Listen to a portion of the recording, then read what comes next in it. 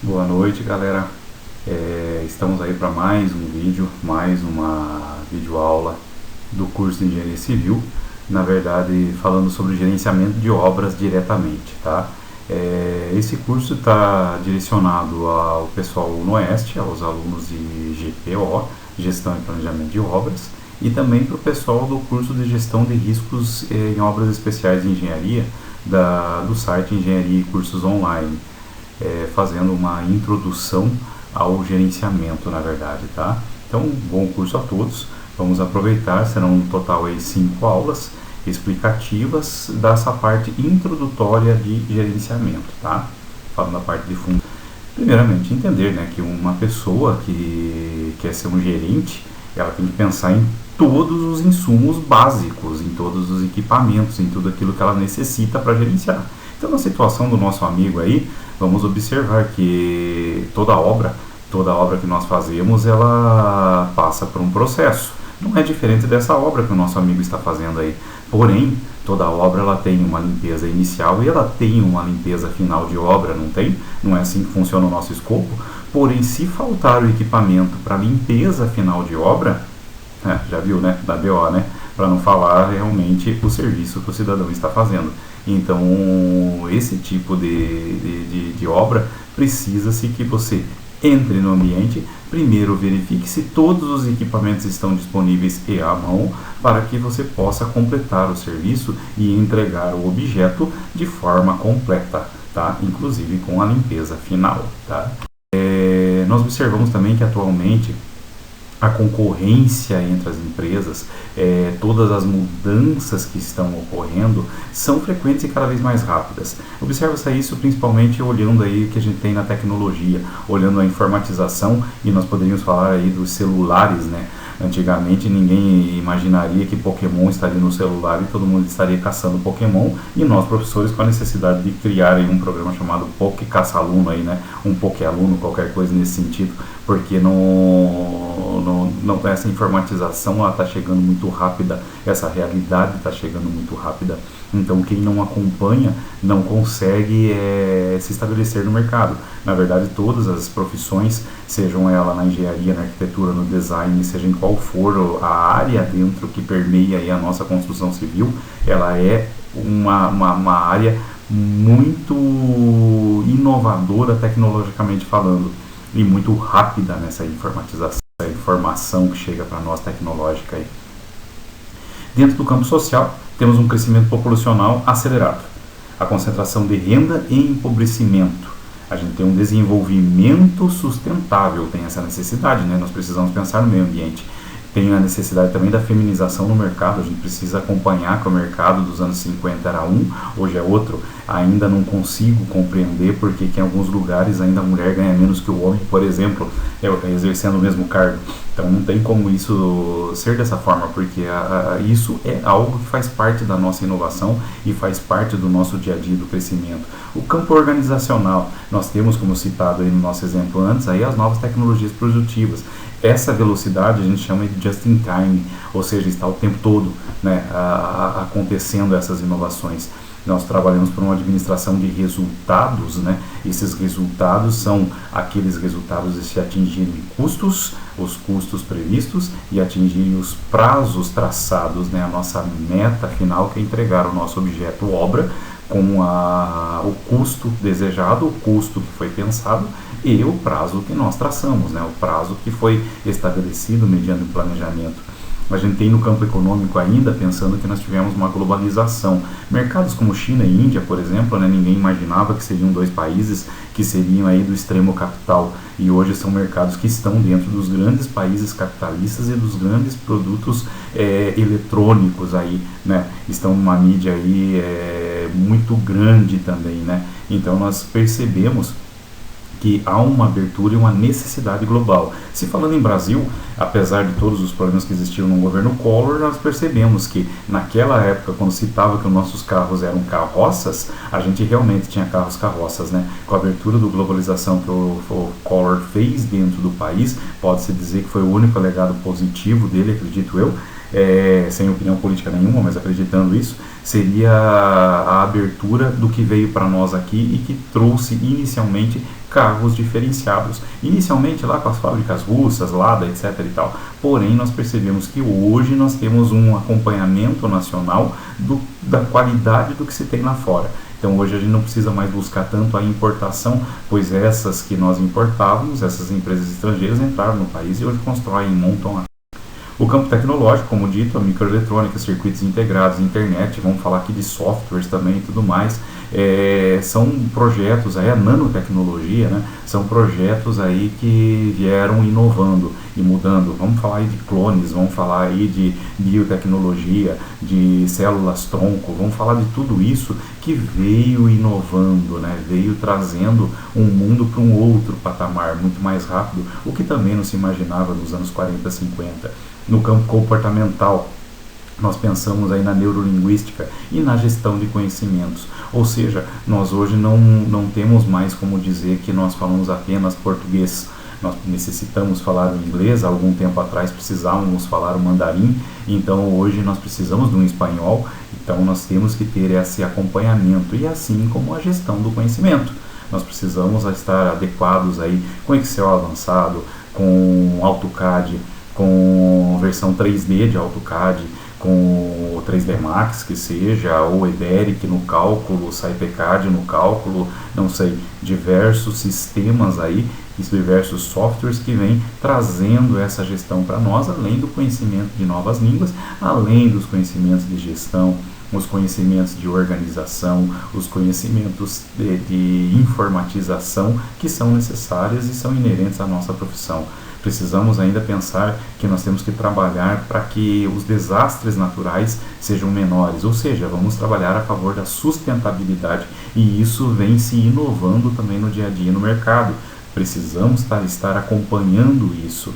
As teorias produtivas de gestão, redefinição do conceito de liderança, ou seja, hoje não se tem mais o que a gente chama lá do chefe tribo-índio, né? Não temos mais o general ou o sargentão, hoje nós temos um líder, que é aquele que realmente trabalha junto e não simplesmente manda. Precisamos de qualificar a nossa mão de obra e nos qualificarmos. Precisamos de um meio ambiente melhor e ter responsabilidade social. E precisamos de uma qualidade de vida melhor no trabalho. Então hoje não se explora muito mais não. Podemos trabalhar sim 18 horas por dia. Eu ainda acredito no trabalho, ainda acredito que apenas trabalhando se chega em algum lugar. Trabalhando muito. Não acredito também em trabalho pouco, não. Não acredito que se trabalhando 6 horas por dia consiga atingir algum resultado. A não ser que seja político aí, né? Mas também não vamos entrar nessa questão. Mas precisamos aí trabalhar com qualidade de vida no trabalho, estar empregado.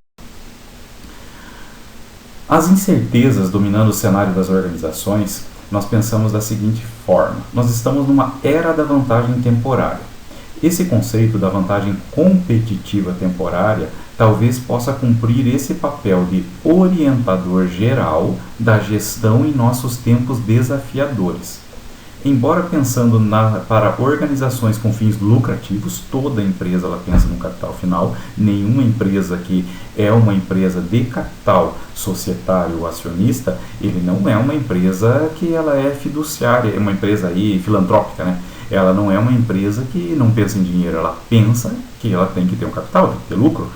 Pode ser adaptado para a gestão pública ou do terceiro setor, ou seja, quando a gente pensa em fins lucrativos, nós temos que pensar que esses sistemas de gestões que nós temos e estamos falando não cabem somente ao meio particular, ao meio privado, mas cabe também em obras públicas, porque de uma forma ou de outra também há necessidade de se aplicar a melhor gestão do dinheiro público. Ou seja, entre aspas, precisamos dar lucro para o governo, precisamos dar lucro para nós, para uma sociedade como um todo. Quanto mais dinheiro economizado no âmbito público, quanto mais dinheiro bem gerenciado no âmbito público, melhor todas as questões que nós temos de investimentos na nossa sociedade. Saúde, educação básica, alimentação, emprego, etc. e tal, tá? Por regras do jogo, aqui devemos entender as condições econômicas, geopolíticas sociais, políticas e tecnológicas que definem o ambiente no qual operam ações. Aqui entra o seguinte conceito de oferta versus a demanda. Nós estamos percebendo, por exemplo, nós engenheiros hoje, depois dessa drástica situação que aconteceu aí, desse problema que nós tivemos, né, como eu cito sempre, nos Estados Unidos nós temos o Katrina, que é um furacão que veio destruindo tudo, né, um tornado, eu não sei direito definir o que seja aquilo, e nós tivemos aqui algo que eu também não consigo definir, chamado Dilma's Storm, né, mas tudo bem, também não vamos entrar na questão política. Mas o que acontece? A nossa oferta vezes a nossa demanda, nós estamos com muito pouca oferta de emprego. E saiu até o momento muito engenheiro da faculdade. Apesar de diversos estudos que eu tenho lá no meu livrinho do engenheiro comercial falando, o Brasil ainda precisava de 300 mil engenheiros formados no Brasil inteiro. Formou-se em torno de 185, 187 mil, ou seja, ainda temos uma defasagem acima de 100 mil. É que talvez nós, engenheiros, ainda não aprendemos também a achar o nosso setor, mas a hora que a gente descobrir para onde nós vamos e como nós podemos ganhar dinheiro, eu acho que a gente consegue pelo menos ter uma manutenção um pouco melhor do que está se apresentando no mercado aí agora. Teremos um mercado mais valorizado, tá? Mas a oferta torna maior que a demanda. Demanda significa a quantidade de um bem ou serviço que os consumidores desejam adquirir por um preço definido em um mercado. A demanda pode ser interpretada como procura, ou seja, vamos imaginar que nós não temos aí uma oferta muito boa de mercado e não temos uma procura muito boa do mercado também, né? Nós estamos meio por igual, mas não necessariamente como consumo, uma vez que é possível querer e não consumir um bem ou serviço, por diversos motivos. As prefeituras, algumas empresas queriam contratar a minha empresa, por exemplo, para trabalhar, eles queriam a gestão, porém não conseguiram contratar, por medo do mercado, por apontar um mercado negativo. Então, essas questões vieram fazer com que a demanda existisse, mas não existisse o consumo. As organizações diferem-se uma das outras. Há muitas formas de competir no mercado. Há possibilidades de se sobressair em relação aos seus concorrentes através de preços, custos, tipo de recursos utilizados, qualidade do serviço, entre outros. E aqui, gente, entra muito aquilo que eu cito às vezes em sala de aula, falando que qualidade, por exemplo, que está sendo falado aqui no finalzinho da frase, não deveria ser algo cobrado para se ter qualidade. Na verdade, a qualidade deveria ser algo inerente ao trabalho e inerente a qualquer produto. Citar um exemplo para mim, em sala de aula, você tomaria uma Malte 90? Você toma a Cristal ou você prefere tomar a Skol ou tomar uma Heineken, tomar uma Budweiser, né? Vamos falar de cerveja, né? Não estou bebendo mais, né? Nem menos, continuo na mesma quantidade, mas tudo bem. Vamos falar dessa forma. Não deveria ser assim. Deveriam todas ter a mesma qualidade, porém o meu gosto ser mais refinado para uma ou para outra, porém a qualidade se manter e não se cobrar pela qualidade do serviço. Porém, as empresas se diferenciam no mercado dessa forma. Uma das formas de se competir é colocar mais qualidade, e isso acontece muito na nossa área, na construção civil. Por vezes nós percebemos isso, que construtoras, empreiteiras, construtores, pedreiros, aventureiros se diferenciam no mercado por conta de ter mais qualificação ou não. Falo aqui em qualificação profissional do engenheiro, qualificação profissional administrativa ou qualificação da mão de obra em si. As pessoas, a tecnologia e as situações se tornam o pano de fundo das organizações. Como dito lá no comecinho, nós precisamos aqui nos adequar a essa evolução. Nós temos pessoas, né, mas nós temos informatização. Como adequar tudo isso aqui? Como colocar as pessoas que eu tenho dentro da minha organização, gerar uma informação e um melhor processo de comunicação através da utilização da informatização, como fazer essa complexidade se transformar num ritmo de transformação dentro da minha empresa. Como fazer com que a minha organização busque uma nova lógica de gestão para enfrentar a competitividade. Como fazer com que essa competitividade seja adequada a um custo real dentro da minha empresa e sem mobilizar muitas pessoas, porque por vezes uma realidade que acontece dentro das empresas é quando o processo da informatização, o processo da gestão tecnológica melhora dentro da minha empresa e eu acabo demitindo pessoas, pela não necessidade mais de algumas pessoas em alguns setores. Como ter esse equilíbrio? Porque na nossa área, principalmente, nós sempre vamos gerir tecnologia e pessoas. Como equalizar isso e chegar no meio termo? Essa é uma pergunta. A tendência da teoria das organizações é a seguinte: quem tiver meios e modos de trabalho e entender a informação estará à frente em qualquer competição. Entendam aqui e olhem para aquela imagem ali em cima, gente.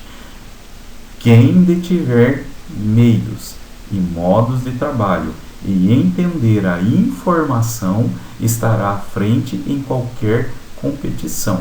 Isso não significa informatização, simplesmente, e sim informação. Quem tem as informações políticas, quem tem as informações de mercado, quem assiste um jornal, quem acompanha uma demanda de inovações, quem faz cursos, já citei aqui, vamos falar de novo, fazer um cursinho de gestão, seja ela qual for, gestão, conseguir gerir o que você tem, principalmente se for gestão em engenharia, mas vamos falar aqui gestão qualquer, vamos falar aqui quem conhecer Excel, mediano, básico, intermediário e avançado, quem tiver conhecimento de um project, tudo isso que eu estou falando aqui são softwares, então quem tiver conhecimento do seu software de cálculo estrutural, porém ter o conhecimento universitário acadêmico, ter a condição de uma especialização em cálculo também, ter uma condição de falar outras línguas. Vamos citar novamente que o inglês e o espanhol como básicos, como sempre foram, desde que eu conheço o Brasil, desde que Brasil é Brasil para mim, desde que eu nasci, espanhol e inglês sempre foram necessários. Entrou aí uma época o mandarim, vamos ficar atentos a isso. Qual é? Vamos falar a língua da Índia? Vamos falar o quê?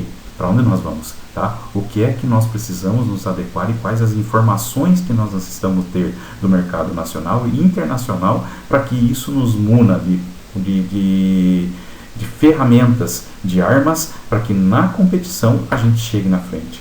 Essa é a nova meta dos altos níveis organizacionais. Conhecer para vencer. Isso aqui está no livro lá da Araújo, 2001, página 32. O que você prefere? A principal dilema da engenharia. O que você prefere fazer? Gerenciar projetos ou gerenciar problemas? Projetos é isso que nós estamos vendo aqui. Precisa parar, precisa pensar, precisa traçar, precisa colocar num escopo, precisa colocar num EAP, precisa colocar num gráfico, precisa calcular, precisa entender, precisa analisar, precisa gerir, precisa de alguma forma parar em algum momento, preferencialmente lá atrás, no começo de todo o projeto, para que a gente possa dizer, esse projeto não vai me gerar tanto problema. Porém, na vida do engenheiro dizer que não existem problemas, vão existir todos os dias. Cada dia é um problema diferente do outro, por melhor que você faça a sua gestão.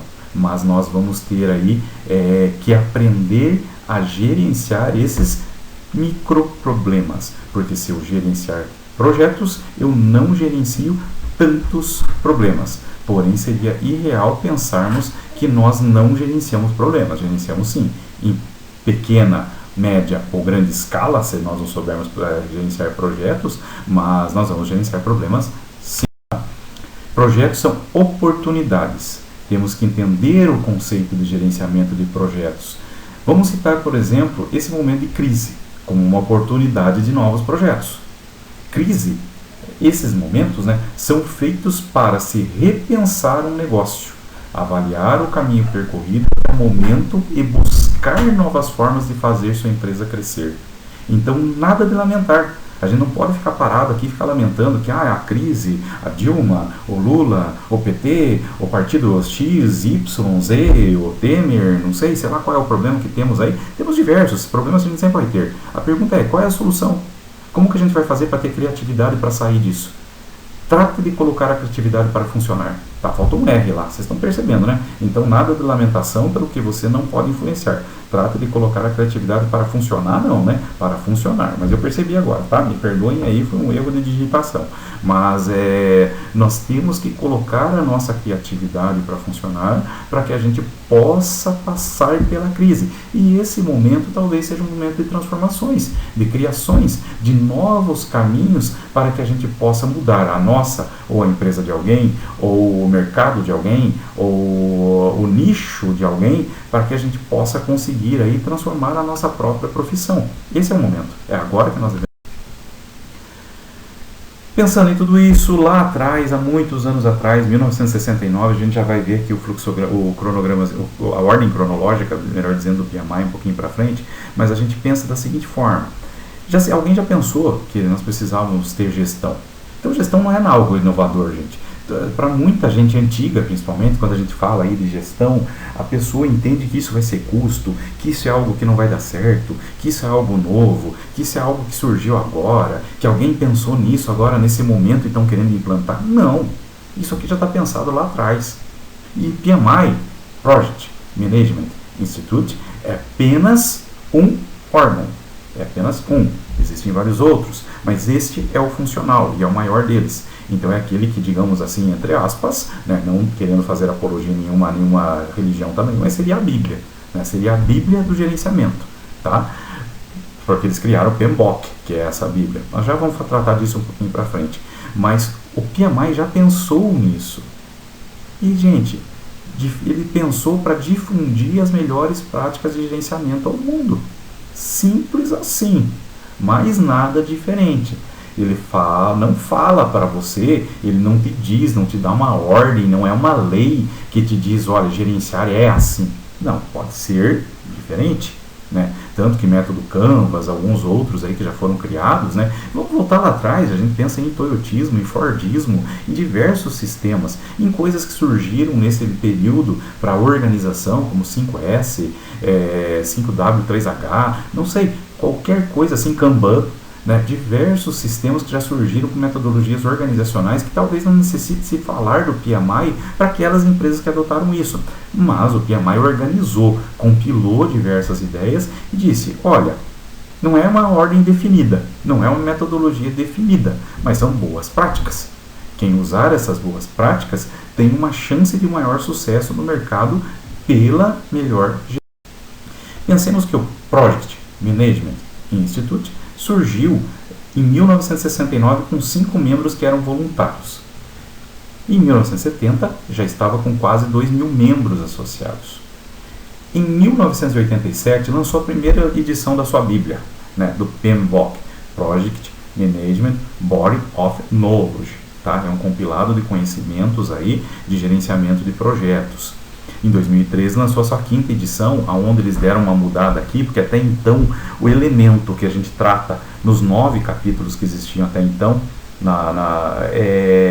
que é o stakeholder, né, que são as partes interessadas. Aqui criou-se ali uma nova área, né, além das 9 que já existiam, criou uma nova área, que é a 10ª, chamada partes interessadas, em português aí, seriam os stakeholders.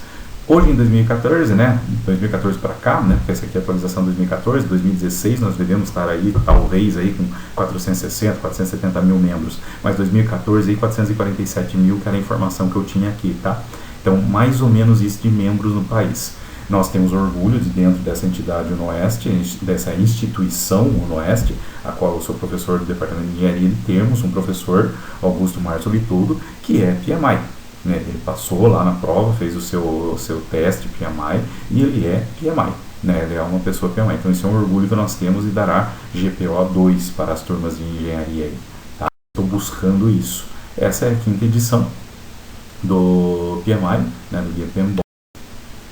E objetivos principais era a definição de padrões para a profissão de gerenciamento de projetos, a expansão de práticas de excelência em gerenciamento de projetos nas diversas áreas profissionais, desenvolvimento de programas educacionais em gerenciamento de projetos, compartilhamento de experiências, aplicações e conceitos em gerenciamento de projetos, aumento do número de associados internacionais.